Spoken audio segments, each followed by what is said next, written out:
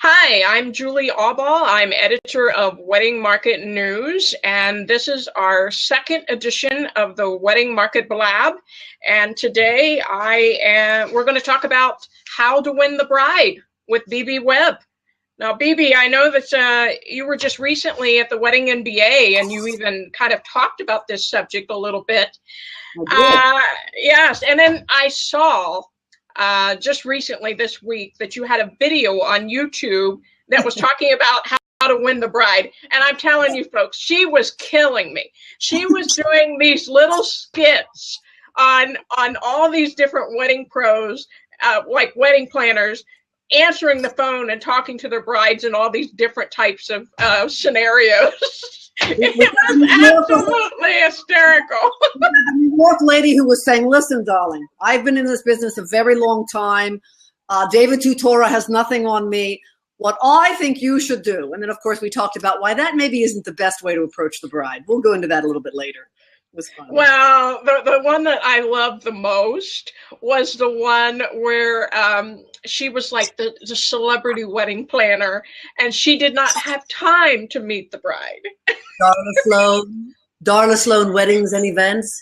Yes, that was funny.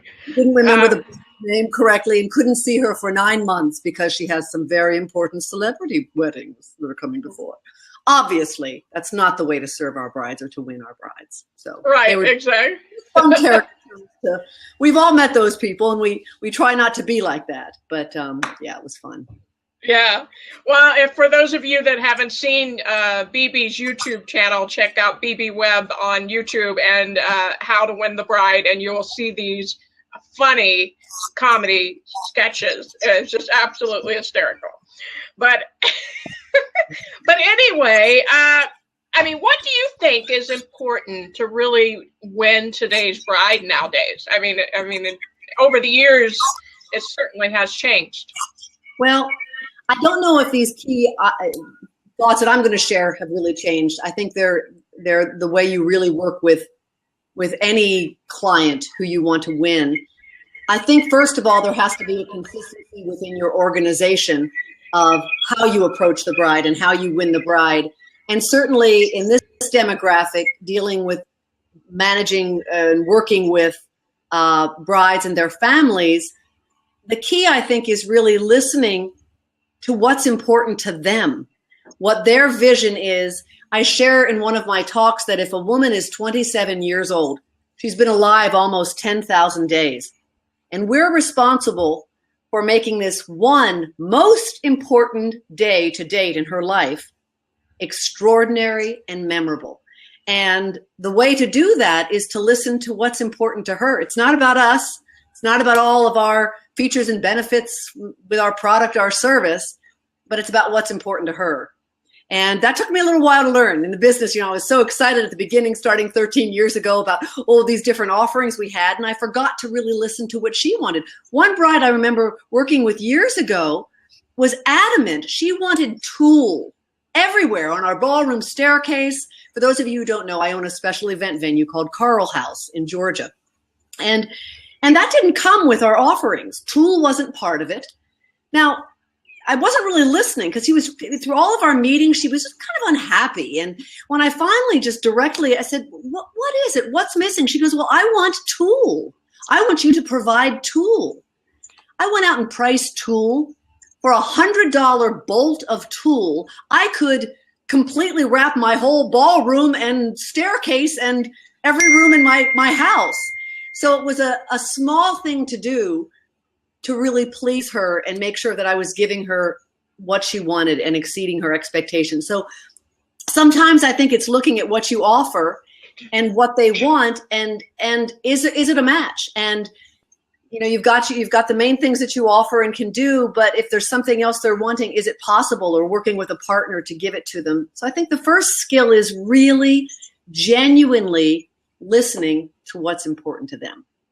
That's where I'd start. Now, what would be your suggestion when you first meet the bride? What are some of the things that they should keep in mind when they first meet that client? Well, I think if they're meeting at your space, your office or something, I think one of the first things is being prepared for them. I'm adamant. It's written in our manuals. There's music playing, a candle, so everything smells good. We have our chef make cookies, fresh coffee. Our event person is ready to meet the client. They don't answer the phone during, an appointment, but we're really there to be present with them. I think that's the most important thing. And I know it's one of the differentiators in my company. Sometimes when we'll call other places to kind of spy on what other people are doing, I'm surprised at sometimes how calls go to voicemail. But when somebody's coming in and you've taken the time to meet them, we need to be prepared, dressed appropriately. I have in my company, I ask that everyone's alerted when a bride comes. Marcy's coming to have a tour. And that if my finance person is on the third floor, she makes a point to come down and say, hey, I'm Kathy. I'm in finance. I'll be working with you. Or our wedding director, or our floral designer, our marketing person, our general manager. Hey, so they see that it's a real team effort, that we're all here.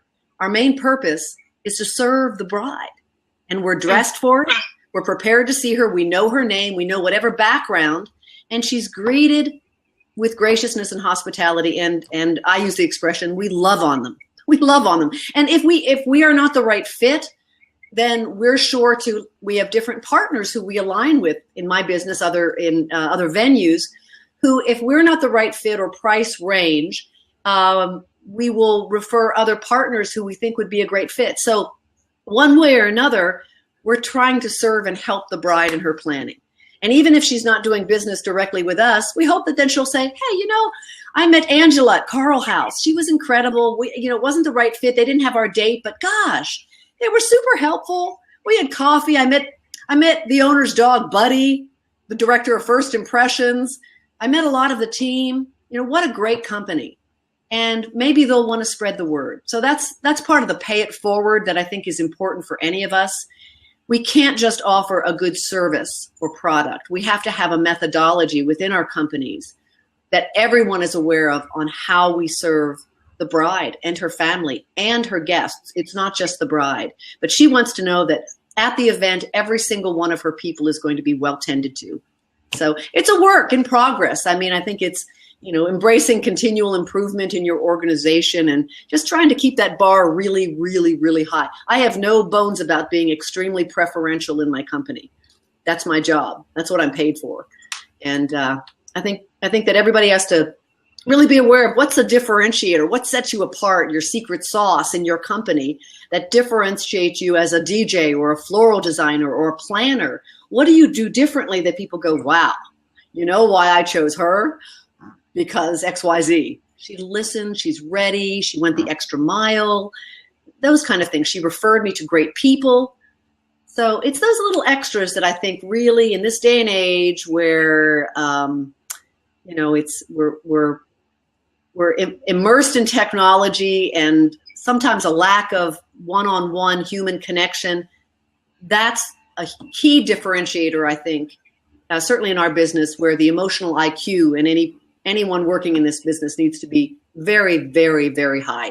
This is an emotional sale in winning the bride. So being aware of, we're running a business and we're dealing with a very emotional, important event in this person's life, and that probably there's some challenges. There might be little disagreements between different members of the family. So, just the scope of all that's involved in planning this event, and to not forget that it's unique for each person. Mm-hmm. Yeah, it's funny that you were talking about how you get all of your team involved.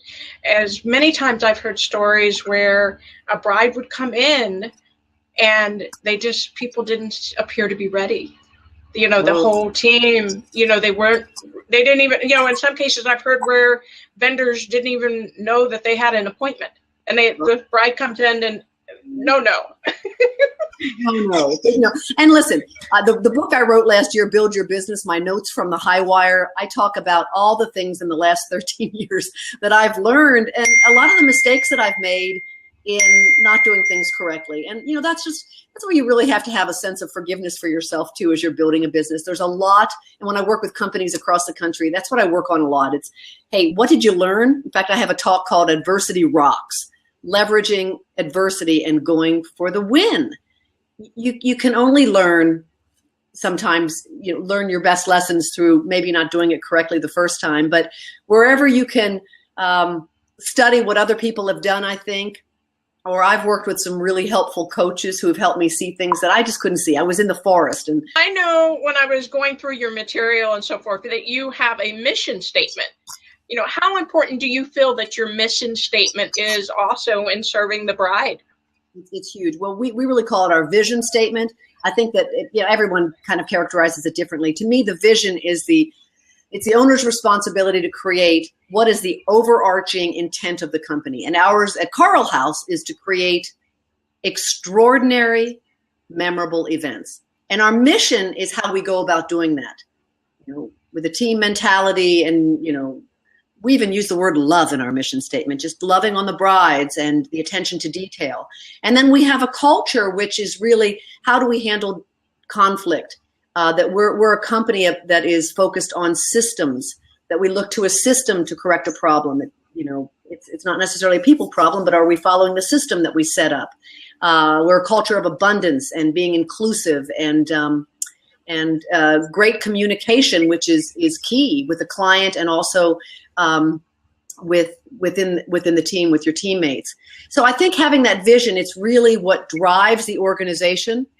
And everybody in your organization should know it. You're right down in my company, right down my servers, our gardeners, our vendors who supply, like for instance, food products and that kind of thing, and the wedding professionals that we work with. Because we always give them a sheet of, hey, this is how we work. We're not perfect at it, but this is our intent and the way we deal with conflict and the way we manage change or work together. And I just want to buy in from everyone. Are you okay working that way? And our intent is if something is a little off, we go back to those culture statements. Hey, remember, we're here about transparent communication and, a respectfulness for everyone we work with and that sort of thing. But it's the guiding light, I think, for a company and the backbone, how you dress, how you speak, your intent with your client. And that keeps everything really focused and consistent. And when you think of some of the best companies, when you go into a Ritz-Carlton, it's rather consistent. The way they speak, the way they dress, the way you're treated. And I think sometimes in small companies, we're often doing so many things, we forget about that. But I think that's the overarching structure that really creates the guidelines that you need in running a company. Mm-hmm. Yeah, you also talk about in your presentation, actually, how to get over price. So once you are talking with the bride and you're discussing price, what do you do? That's a great point to bring up. We've found a lot with a lot of other venues opening up in the area that people are buying on price. And I've coached my team that what we're here to do is to share the value of what we offer. We're not apples to apples. We're not the same as other venues. And I think that anyone, whether it's a photographer or a DJ or a floral designer, what makes you different? What is the value? And what is it about your product or service that is priceless? And part of what we've been talking about, the way you treat the bride, your consistency in following up, your being present to what is important to them, those are the things that really are priceless that you need to make sure they know about, the differentiator that people will talk about long after their event is over. So I think that's really important. But if I could, Julie, I want to read this little paragraph that I shared at Wedding MBA that is an example of, once you've built that connection, because one of the first things I coach my sales team is the first job when they come in is to lean forward. They've got a cookie, they've got great coffee, they've met my dog buddy. Lean forward, tell me about your event. Tell me about what you're dreaming. Tell me more. And the more information you get, you can then use that information as you talk about what you can offer. But you're not going to be talking about things that they're not interested in.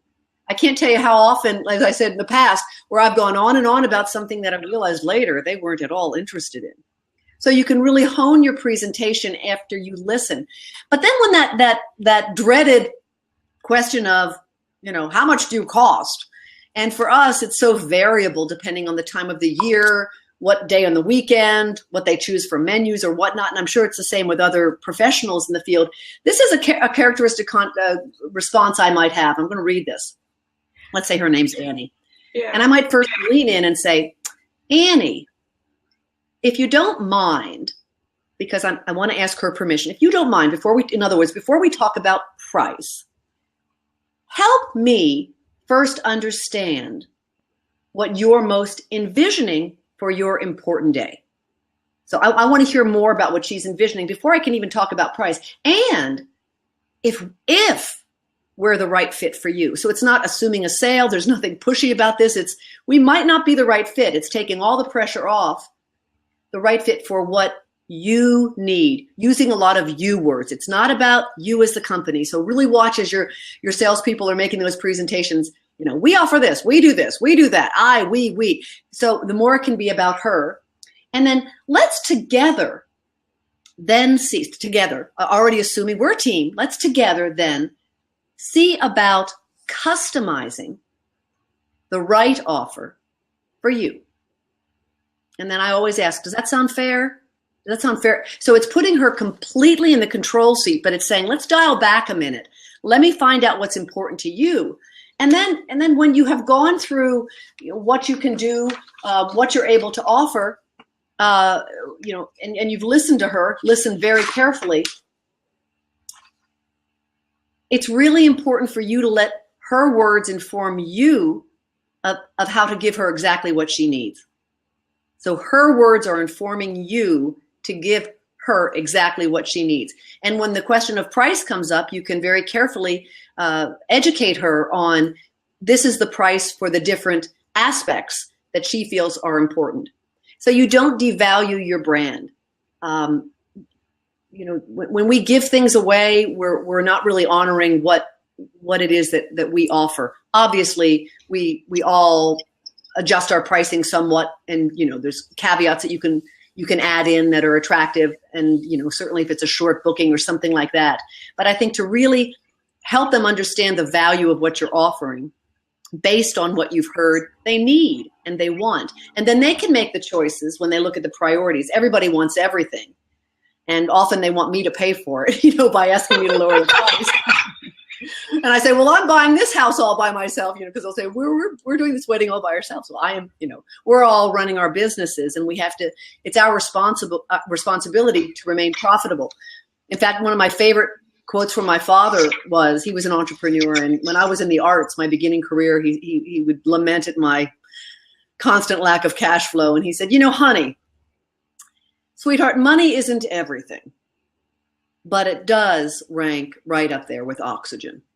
And it's important. You need money to run your business, and you shouldn't sell yourself short. It doesn't mean that you can't negotiate. But I think when you work with people to educate them and find out what they need, you're in a closer place to work within. I don't like to use the word budget. I don't allow it at the company. It's just too restrictive to me. I get a stomach ache when I think of budget. But I ask my team to use the expression spending plan.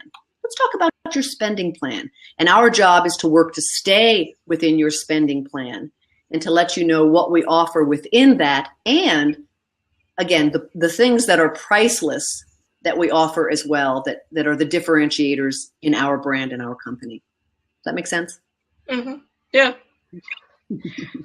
Now, what do you think is like your secret sauce when you're meeting with the bride? What is it? I think primarily creating a culture where they feel heard, embraced, the attention to detail, that we're flexible, we're owner operated, so we have a flexibility. I once landed a helicopter in the back 30 acres that I have. So if it's possible to do it, we'll do it. We're not cookie cutter. We have our processes and procedures that we know work, that we stay within, but within that, how to customize, and that we're also more of a one-stop shop, either with florals that we offer in-house or wedding planning, but we also love when other people come in, and so that we're flexible, and what's important to the bride. If she wants to bring in her own floral designer, great. If she wants a more inclusive package sort of thing, we can offer that. So we've just been listening to the brides and her families over the years to develop these services. But primarily, I think it's just, they just feel really included in our culture, and they know that our team is going to serve them at a very, very high level. Mm-hmm. Well, let's talk a little bit about branding. And, sometimes when I talk to people, they don't really know what branding is. Is it the business card? Is it the logo? I think people need to understand that. Yeah, as I shared a little bit earlier, that it's really brand is everything you do. When I one time was interviewing wedding directors and a wedding director came to interview with me in flip-flops, I thought, wow, I guess I have to be specific with people that's not at all in our culture to arrive in flip-flops. I don't care how decorative they are. They weren't decorative.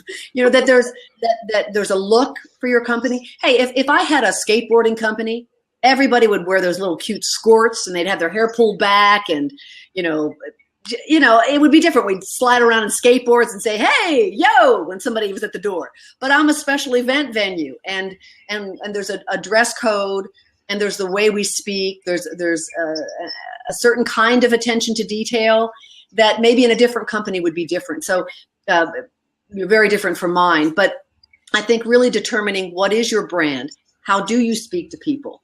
What's your preference as an owner or the person running the company? What is your vision? What's the culture?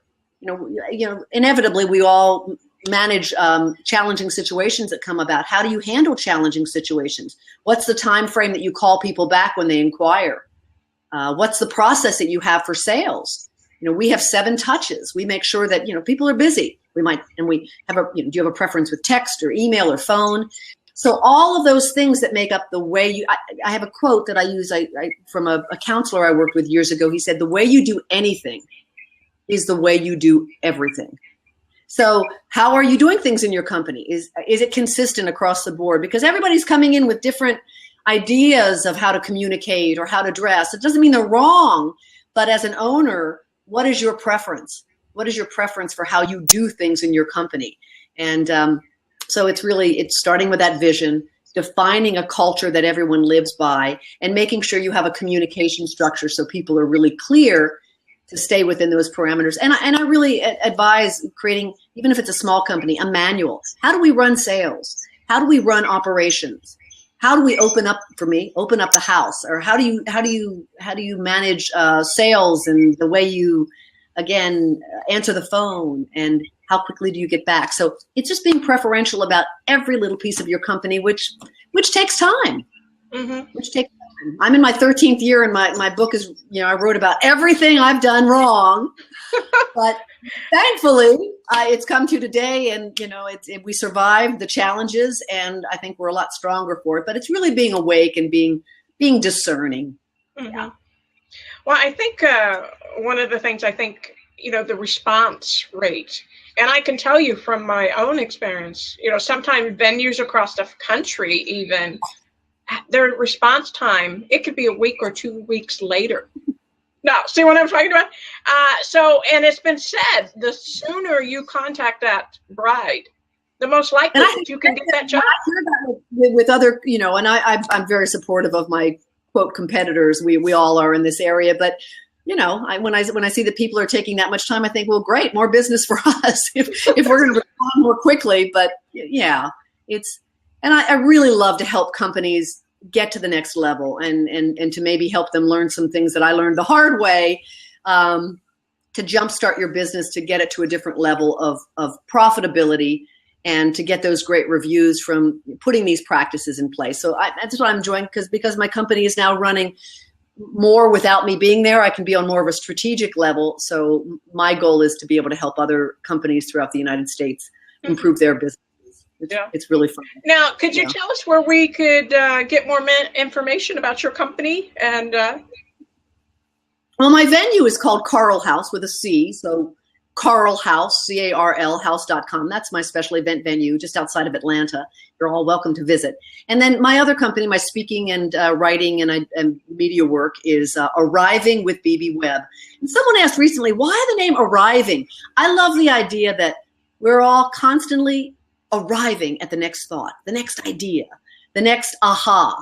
And I like to be a part of that aha with people. And I'm really enjoying, I'm excited to write my next book.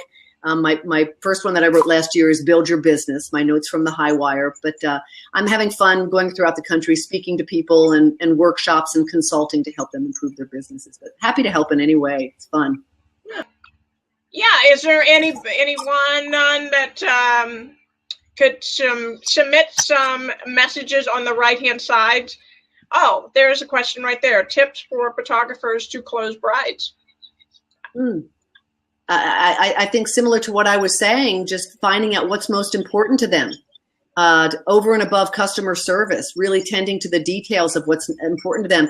We check in with them after the appointment. We send a send-out card, which we usually take a picture of their favorite part of the house. Usually it's our ballroom staircase. We take a photo.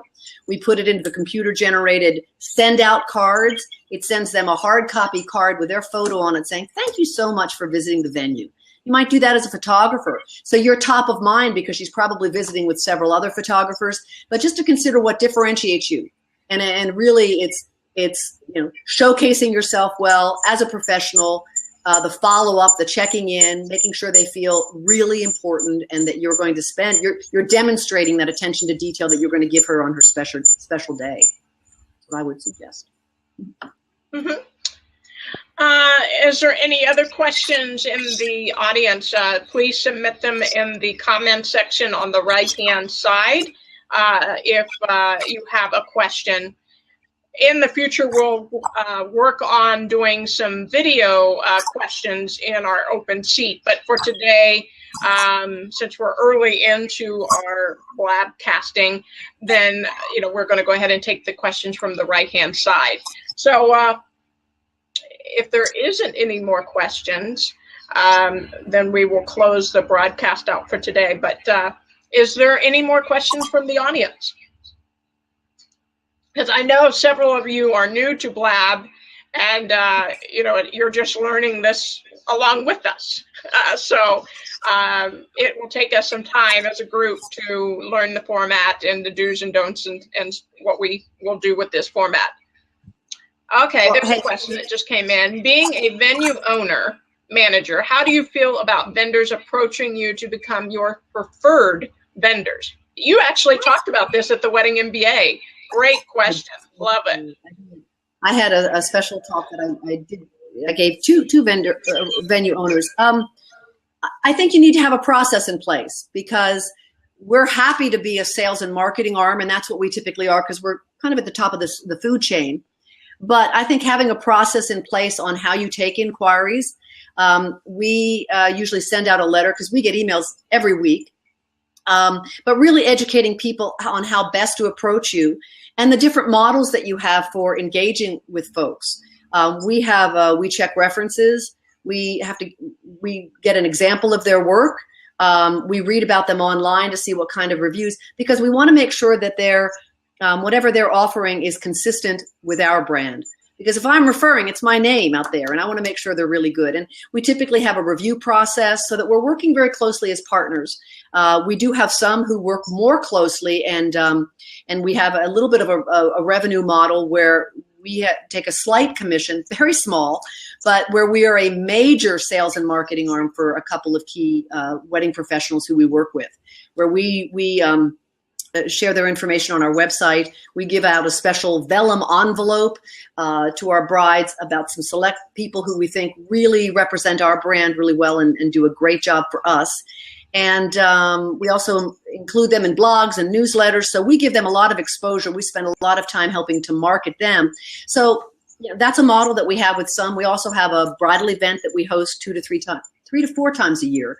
And involve them in marketing events. So it depends what the right fit is for the people you're working with and how they fit in with you, but definitely creating a process and being respectful for everybody who comes. I try to educate people that when I'm at a networking, don't throw a bunch of cards at me or say, will you refer me? I don't know who you are. So that's when I say, hey, listen, our marketing director, Kimberly, handles that. We're happy to meet with you. If you'll contact her, we'll put you through a process and we can see if we're a fit. So it's really educating people, but as a venue owner, I think you really need to have the process to share with others. It's a great question. Yeah, I think also a lot of times, people just think they'll come in and drop off some business cards and maybe have no idea anything Yeah. about your venue or anything. You know. Yeah, and it's a good idea for those listening who want to approach venues, know about the venue, know who they are, what they are, and approach them in a very business manner for a win-win, not just, will you refer I'm trying to run my business, but what's the win-win? And maybe having some ideas on, hey, at your marketing events, I'd like to be able to contribute such and such, if in turn, so how can you create a win-win situation and approach whoever you're asking to refer you in a very business-like manner. So I have one DJ who's wonderful. We don't have a commission model with him, but we love when he works with us. He does a great job. And at the end of each event, he interviews the bride and the groom to say, hey, how did you like your experience at Carl House? How was the food? How was the staff? How was the team? And, it's a third-party endorsement, which is always better than you saying it yourself. So, and that creates a video, something that we can put online. So there's lots of creative ways that you can help one another. I'm all about working together, and even working with my quote competitors, other venues. We do a lot of work together, and if I have a date booked and I know there's another venue that's available, I will refer them, not just by saying, call this person. I'll pick up the phone or have my team pick up the phone. Hey, listen, Jennifer is getting married. We don't have the date. We think you'd be a great fit. So they know that you're really working on their behalf, and it's part of the pay it forward approach that I think works for us. They might not reciprocate directly, but you put that good energy out there, it'll come back to you. Guaranteed. That I know for sure. Yeah. Now, is there any other questions that maybe you might want to ask BB? You can submit your comments or questions in there. But I have to say, BB, has been some great advice today. As far as, what was I going to say? A lot of times, the emotion or the passion that you share in those meetings with the bride, sometimes you will see some people when they're meeting with people, they're just going through the motions. It's like, that there's no passion there. That is one thing I shared in my talk at Wedding MBA. If you aren't passionate about this business, we put a lot of hours in. We're dealing with a very, very important event in these people's lives. If you don't have a passion for what you do, then find something else, because it's not fair to them. This is not a widget business. This is dealing with the human heart, and probably they're spending more money than they've spent anywhere to date, potentially. So being mindful of that, and really that art and the science, you have to manage the business part.